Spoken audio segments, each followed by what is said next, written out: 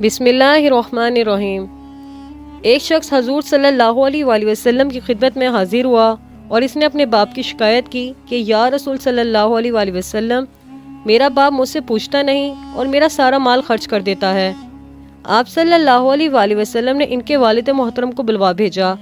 जब इनको पता चला कि मेरे बेटे ने रसूल सल्लल्लाहु अलैहि वसल्लम से मेरी शिकायत की है तो वो दिल में रंजीदा हुए और रसूल सल्लल्लाहु अलैहि वसल्लम की खिदमत में हाज़िरी के लिए चल पड़े। चूँकि अहले अरब की घुट्टी में शायरी थी तो रास्ते में कुछ अशार जहन में आ गए। इधर बारगाह रसालत में इनके पहुँचने से पहले हज़रत जिब्राइल अलैहिस्सलाम आप सल्लल्लाहु अलैहि वसल्लम की खिदमत में हाजिर हुए और आप सल्लल्लाहु अलैहि वसल्लम से फरमाया कि अल्लाह तबारक व तआला ने फरमाया है कि आप इनका मामला बाद में सुनिएगा, पहले वो अशार सुने जो वो रास्ते में सोचते हुए आ रहे हैं। जब वो सहाबी आप सल्लल्लाहु अलैहि वसल्लम की खिदमत में हाजिर हुए तो आप सल्लल्लाहु अलैहि वसल्लम ने फरमाया कि आपका मसला बाद में सुना जाएगा, पहले वो अशार तो सुनाएं जो आप अभी सोचते हुए आ रहे हैं। नाज़रीन, वो बहुत ही मुखलिस सहाबी थे। ये सुनकर रोने लगे और ये सोचा जो अशार महज सोचे ही थे और मेरी ज़बान से अदा भी नहीं हुए थे, अभी मेरे अपने कानों ने उन्हें सुना नहीं था, लेकिन आप सल्लल्लाहु अलैहि वसल्लम के रब ने वो भी सुन लिए और आप सल्लल्लाहु अलैहि वसल्लम को बता भी दिया। आप सल्लल्लाहु अलैहि वसल्लम ने इस शख्स से फरमाया कि वो क्या अशार थे, हमें भी सुनाएं। इन साहबी ने अशार पढ़ना शुरू किए। आपको इनका आसान तर्जुमा बताने की कोशिश करते हैं, क्योंकि जो अशार थे और वो जिस आला पाए के थे और जो जज्बात की कैफियत थी, इनका सही तर्जुमानी उर्दू में मुश्किल है। बहरहाल अशार कुछ इस तरह से थे। ऐ मेरे बेटे, जिस दिन तू पैदा हुआ हमारी मेहनत के दिन तभी से शुरू हो गए थे।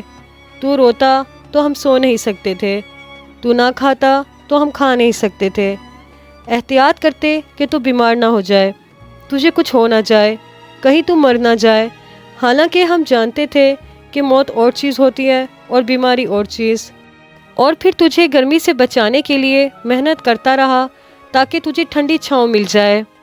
जो कमाया तेरे लिए, जो बचाया तेरे लिए, तेरी जवानी के ख्वाब देखने के लिए इतनी मेहनत की कि मेरी हड्डियाँ कमज़ोर हो गईं और तू कड़ियल जवान हो गया और फिर मुझ पे ख़िज़ा ने डेरे डाल दिए और तुझ पर बाहर आ गई। मैं झुक गया और तू सीधा हो गया। मेरी ख्वाहिश पूरी हुई कि तू हरा भरा हो गया। चल अपनी ज़िंदगी के आखिरी दिन तेरी छाँव में बैठकर गुजार दूंगा। मगर ये क्या, तेरे तो तेवर ही बदल गए, तेरी आंखें माथे पे चढ़ गईं। तू बात ऐसे करता है जैसे मैं तेरा ग़ुलाम हूँ। फिर मैंने अपनी सारी मेहनत को झुटला दिया कि मैं तेरा बाप नहीं, नौकर ही हूँ। नौकर को भी 2 वक्त की रोटी मिल जाती है, तू नौकर समझकर ही मुझे रोटी दे दिया कर। ये अशार सुनाते सुनाते जब इनकी नज़र हजूर करीम सल्लल्लाहु अलैहि वसल्लम के चेहरे मुबारक पर पड़ी तो देखा आप सल्लल्लाहु अलैहि वसल्लम रो रहे हैं।